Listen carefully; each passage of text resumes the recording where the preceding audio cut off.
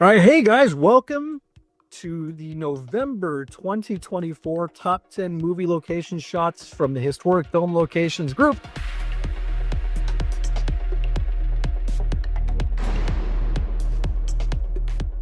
We're late. We're kind of late, and we apologize we're late. We all had let's see what was going on. Justin was moving into a new home. I was at the hospital watching my new son be brought into the world. David, who's not here, cracked his head open. Right? I guess David will have to come back next month and share the gory details with us. But David was involved in the voting, but he's just not here for the conversation. So, Ryan, how about you? What can you tell us about this month? I've been spending basically a lot of the month in vocal rehab. I've been going through a thing called vocal dysphonia. So if anybody hears my voice and it sounds strained or weak or trembly, it's something that's common for speakers and singers to get. It's not my singing voice, but my speaking voice that's affected. So when you hear me talking, I sound like, I'm straining. It's because I am. It's not painful, but I'm getting old, James, and my warm side expired. Okay. I remember last month wondering if you were ill, if you were sick, because your voice didn't sound quite the same. It sounds better this month, by the way. I think. Yeah, the therapy's working. It's supposed to take a few months to kind of see good results, but it's working slowly but surely. So if anybody hears me speaking and they're like, this guy sounds, crazy, that's why. But I hope no one's gonna think that. Thinks like a lot of people know you and they know what you sound like and know that you don't usually sound like this. So, like I said, you sound better this month than you sounded last month. So hopefully that means you're recovering. Congratulations, by the way, on the new baby. How's dad life? Are you giving up the locations on us? Unfortunately, it does have to slow down, right? Sooner or later, well, I'll get back to traveling. But right now, I'm so busy just being in love with my new son. I'm not really thinking about traveling and shooting for now. All right, we ready to talk about some movie locations? Yeah, let's do it. Okay. Like I said, I'm so excited about these shots. This month was an absolute powerhouse. And once again, the process we go through in order to come to a top 10 is we have a list of kind of usually 30 to 40 nominated considerations that we go through, and we rank them. And from each of our individual ranks, we come up with an average, and from that average, you get a score, and then there's a top 10 from the score. But I was looking at this month's entire list of nominees, and I'm thinking to myself, this reminded me, remember in 1994 when the Best Picture nominees for the Oscars were Shawshank Redemption and Pulp Fiction? Pulp Fiction, Forrest Gump. And the narrative was, it is so sad that these three movies have to go up against each other because any one of them would just steamroll any other year, right? And that's kind of how I felt about this month. People brought it this month. So because of that, we have the best top 10 we've had yet. That brings us to shot number 10. It's from a guy named Florian. I guess the thing I love the most about this shot is, since I'm a huge James Bond fan, there aren't a lot of shots available that feature Bernard Lee as M, which to me is still the best M. So I especially appreciate this shot in Venice, Italy, for the reason, more than anything because of it has Bernard Lee in it. I went to Italy last November, and what's great about Italy is there's so much architecture and so much left that's identical. It's, here in America, we'll build something and tear it down every 20 years, but in Italy, the stuff still lined up perfect to the shot. I was so impressed by that. I thought it was great. The other thing about Venice is, unless you are using water transport, you have to walk everywhere. And unless you know specifically where it is, you can easily walk to a dead end. And when I say dead end, you just walk to the water's edge through an alley, and it's like, oh, right, where am I? Because I've been to this location. These are not on your standard route. You would have to make a point to go to this particular area unless you were going through on the water transport.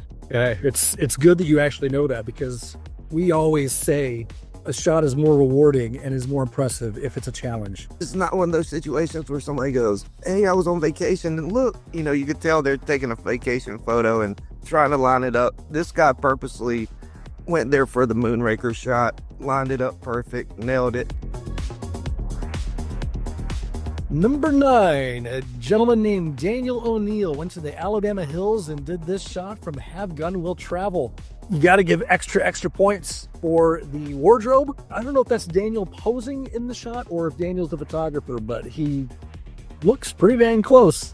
Right down to the details on the rocks, those black blemishes on the boulder on the right side of the frame. This is fantastic. I thought it was awesome. Alabama Hills. Have you been to Alabama Hills, either of you? I have. We both have. For everybody watching, if you're deciding to make a trip to Alabama Hills, just be prepared. Try your best to have a 4-wheel drive. Be prepared to. It's not like showing up to Nakatomi Plaza in Century City and going, "Oh, there it is." It's literally thousands of acres of rocks that you have to narrow down, or either somebody had to provide the GPS coordinates for you. And there's no service out there. So when you're out there, you're kind of screwed. You can get to one location from your cell phone. The rest you have to kind of navigate on your own. Golly, that sounds fun to me. I love that challenge, but again, I think this is why this photo that Daniel was taking is so good, because where is it? But the one thing about Alabama Hills, I will say, if you want to find tons of photos, that place has thousands and thousands of photos from the early days. I mean, if you really like early cinema, Alabama Hills is probably your best bang for your buck, but it's going to be the hardest bang for your buck as well. That's what makes it so great, right? That's what makes it worth it. Yeah. When it comes to how I decide when I'm doing my rankings, a lot of what goes into how I rank my stuff is how jealous am I? And here we have Matoya Kitamura, Waco's Clock Tower in Ginzo, Tokyo, from the very original Godzilla movie. That's a spot I've actually been to before myself, and I've taken that photo. I took it from the front side of the clock. It's right near an area called Godzilla Square. So there's several buildings, like when Godzilla's walking through the city, you can line up several of those shots. You know, it's right in the middle of the city, but there's a lot of ins and outs of the traffic and a lot of pedestrians in the way. Like, to get that shot as good as he got it was really impressive, I thought. And another question I'd like to see what you think about this is, there are views where some people would say, well, that's not really a filming location because it's a model, it's replica and so on. I, for one, disagree. I would say that it's like an establishing shot. It is trying to replicate reality. So this is what inspired that shot. So they've made a model of something real because it's the only way to do it. So I think sometimes you hear about people that they may take a shot in, let's just say, a library, because that library was used to influence the style of another movie. So to me, I still feel it captures the sort of essence of what we're trying to do, that it's still a movie location, even if it was like a replica in a model. I don't know if you agree. I totally agree. In some ways, I think these shots are even cooler than a traditional movie location just because they're more rare. You know, cast and crew was never there, but when you get a match that's this good, yeah, cast and crew was never there, but they were obviously creating this location for film. I just feel that there's a few will say, well, that didn't really happen. Well, it's not the point. It's not actually. People are just flexing. There's pinks that are just unhappy with their own output, so all they're trying to do is tear down what other people do. Possible, yeah. So I think we share the same view, which I think is good. Yeah, as well. Of course I mean, this shot made the top 10 for the month. So to get this shot, this guy had to go to Tokyo. Tokyo's very friendly, but you know, they're not fluent in helping you out in English. The directions over there, you know, you got to know what you're doing. So that impresses me for some shots. It's like, oh, look at the effort that was put into that. this is where this month's video starts to get really interesting. This is from the original Star Wars. A guy named Marty McKillop. I hope I'm saying his name right. Some of these names are so hard. Marty McKillop. Okay, I'm just going to come around and ask you guys. Are either of you guys familiar with this, with Marty McKillop? No. Me neither. And the reason why I ask that is because, okay, so we've all been around this hobby long enough to know who the usual suspects are, and you kind of know how people's styles are after you become familiar with them. And whenever you see somebody new show up, you can kind of tell they're new because you can kind of tell that they're still in the middle of some kind of learning curve. Yeah. It takes them a while to really figure it out. This guy, Marty, Brother Marty's got skills. He shows up. I've never seen him before in my life, but he looks like he's been doing this for 20 years. Talk about a clap of thunder. This shot from Star Wars at the hotel that's, I mean, as far as I'm concerned, Tunisia is the Mount Everest for movie locations for me personally. I think, Justin, you might agree. At least it's up there. You're a big Star Wars fan as well. Just look at it and let it speak for itself. I'm in awe of this shot. James, what I was curious about this shot is how much background do you know about this shot? Is that the original set or is that a repro? That is the original set. That's actually a hotel. That's a hotel. That is open to the public. Now. Wow, I didn't know that. So I did again. I wanted to check this out. So a little bit of research on that. So that in 1995 there was a French fan, Philippe Vanille, restored all of this to the same as the movie by scratching the lime and drawing the motifs back in with a brush. He also helped them renovate the room in the same way as in the movie. And now today's visitors can dine and go to La's dining room. Before this, in 1995, it was just used as storage by locals because it was abandoned as a film set because perhaps the value of it wasn't there. But now, because there has been incidents with weather and storms and issues over there where things have just been destroyed, and fans have over the years have just kept on top of this. And now I think the locals are also doing that to keep it to that standard. Well, kudos to that guy. It's a great shot and that's a great story, and I hope everybody checks out his pages. I think by the time this video is over with, they'll have no choice. Consider that a tease. We're going to be seeing more of Marty in this video. Shot number 6. A guy named Hayden Hutchins does this shot from the original Mad Max in the Down Under Outback. What is there really to say about this shot, just other than the fact that it's as rare as it is? You know, Mad Max is as cool of a movie as it is. It's in Australia. Points. Well, it's one of those shots where you look at it and you go, "That's still there." I can't believe that's even still there. It looks like it was about to fall over then. This one here, I just thought was a standout because it's the sort of thing that people would think, well, why? Why have you just taken some ruins in the middle of a field? Surely there's better shots and so on. But I love this for the sheer fact that this looks like it's by a roadside or so. So people probably drive past this every single day and don't even know. And it's one of those things that it could be easy to find, or you could have driven a few miles just looking left and right in your car, and there it is, and then you spot it, and that's it. So I love this, and again, it's just, it's framed well. Shot number 5. Marty's back. This time we're Raiders of the Lost Ark. I mean, once again, Tunisia to me is the Mount Everest of movie locations. I've never been so jealous of another movie location hunter that I am of Marty McKillop right now.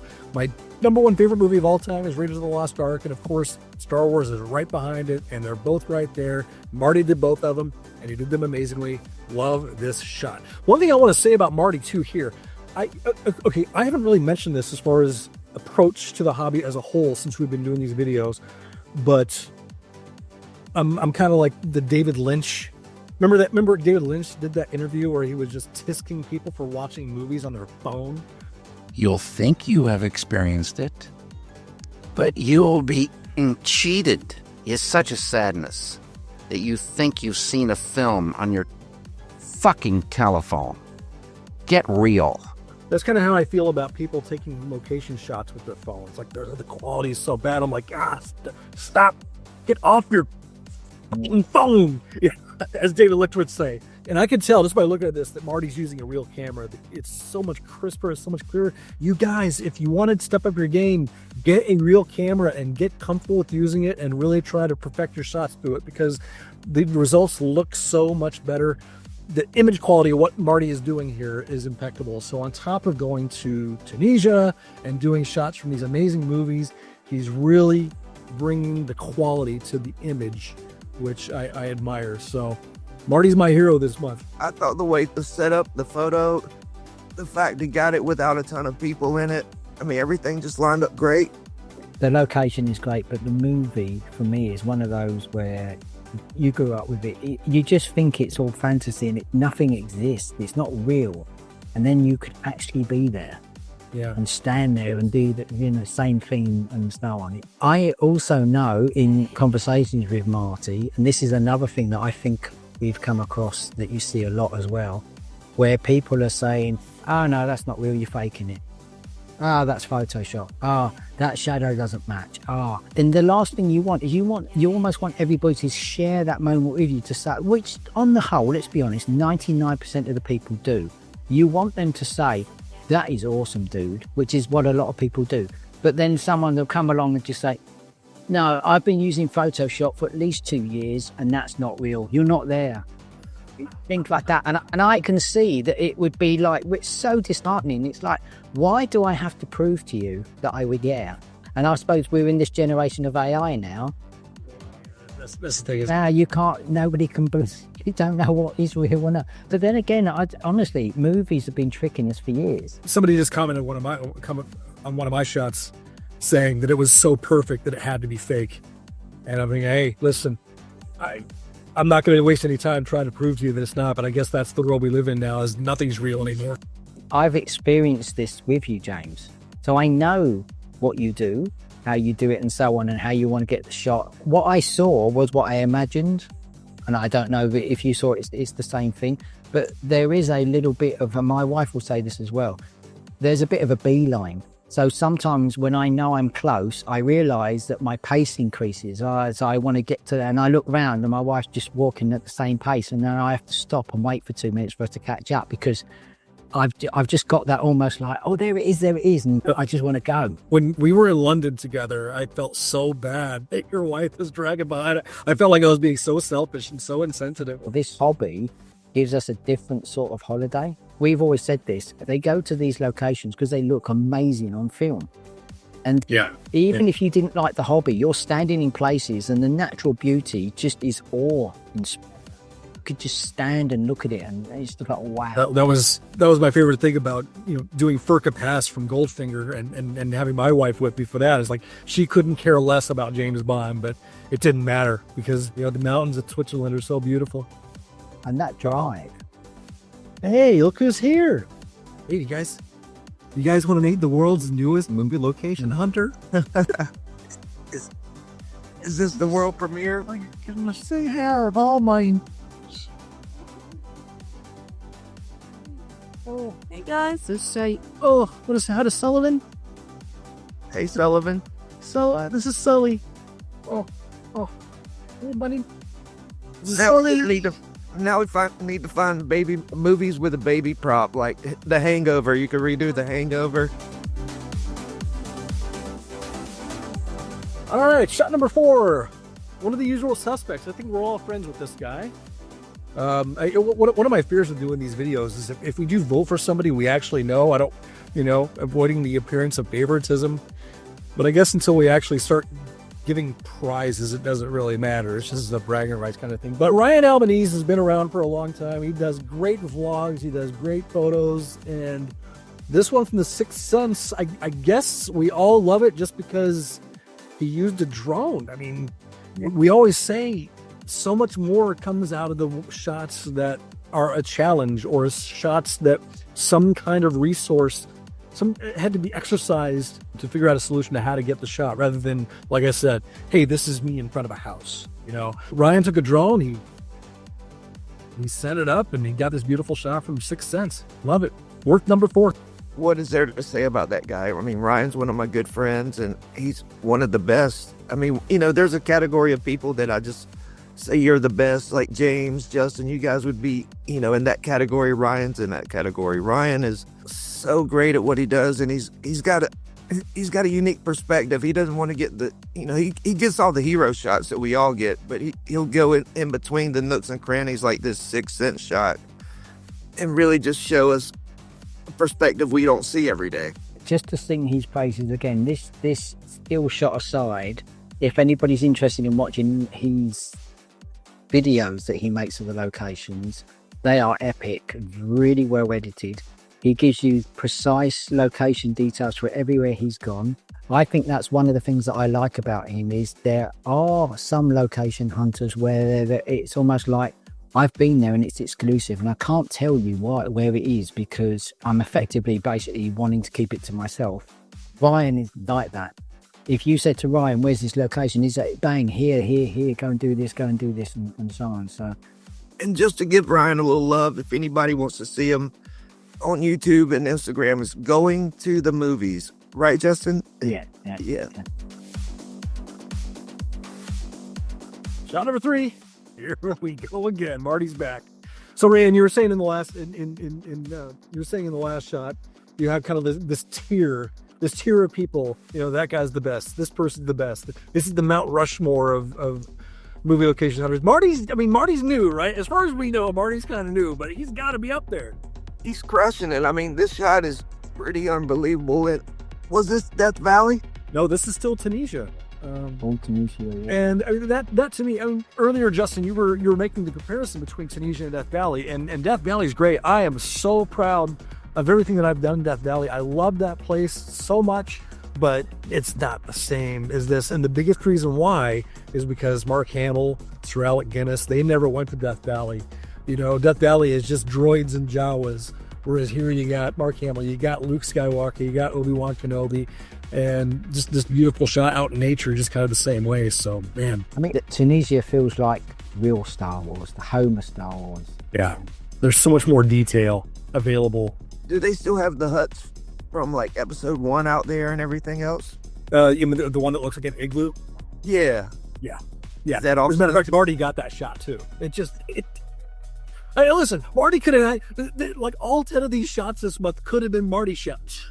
Marty's top 10 for December. Well, shout out to Marty.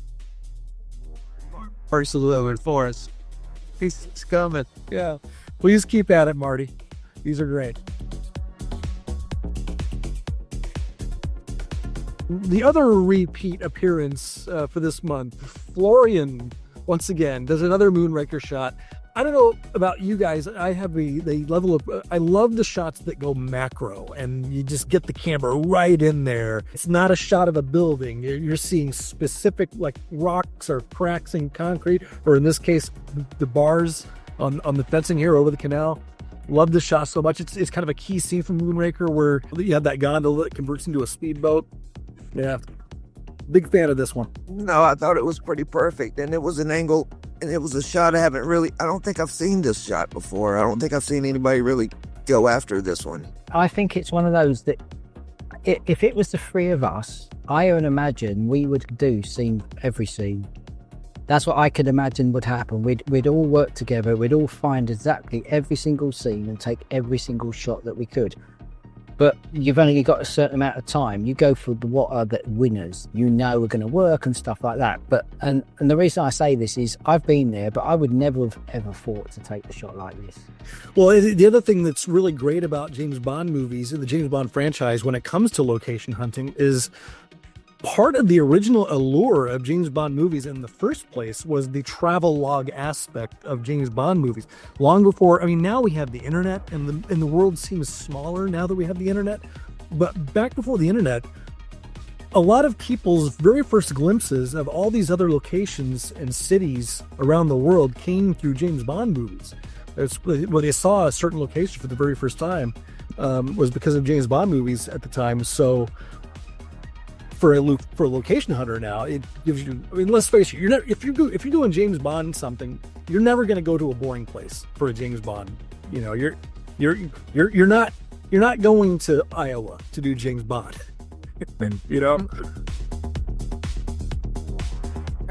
Shot number 1 for the month of November in 2024. Is it any surprise? Is it any wonder? It's Marty McCullum.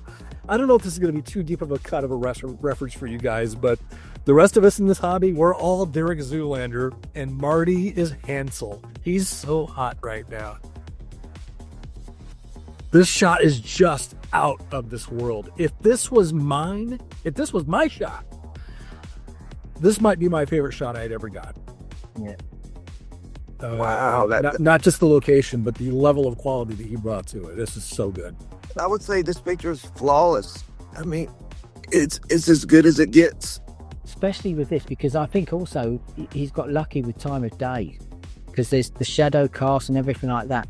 There's nothing is starting in that picture, and so on. Going back to the technology, his camera's better and clearer, more detail in each shot than there is in the original one, which, okay, that's probably the film stock they would have used at the time, and it doesn't matter for that, because that's how they would want it to look. Like you, James, that would be one of those where if you said to me, watching your top 5 shots you've ever done, that's bang up there, because it's a movie that I absolutely love, and again, it's the location. I don't think I've ever seen that before. I've seen other people do Star Wars, and obviously they've done the hotel and other, but I've never seen that. Yeah, the jealousy factor on this one is a 10 for me. It's so good.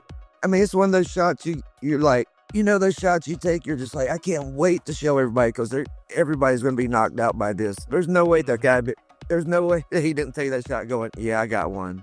Does it feel dirty to you that 5 of the shots? I tell you what, I mean, we had, like I said, this was a powerhouse month. There were so many people that really brought it. Like a lot of the usual suspects really brought it this month.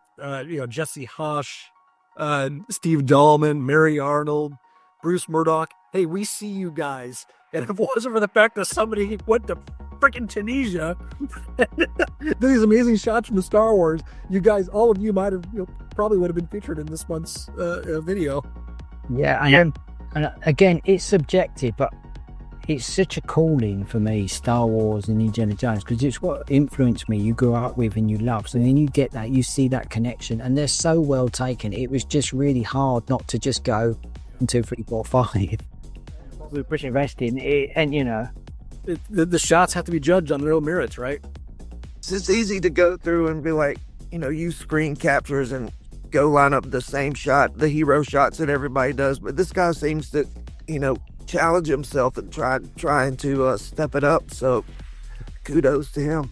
All right, let's just big hand for Marty. Yeah. All right, and I guess that wraps up another month. I can't wait until we, reconvene next year to talk about December. December is always a fun month for location shots, right? Yeah. Cue the Sean Bean, that meme from Game of Thrones. Brace yourselves. Home Alone shots are coming. Oh yeah,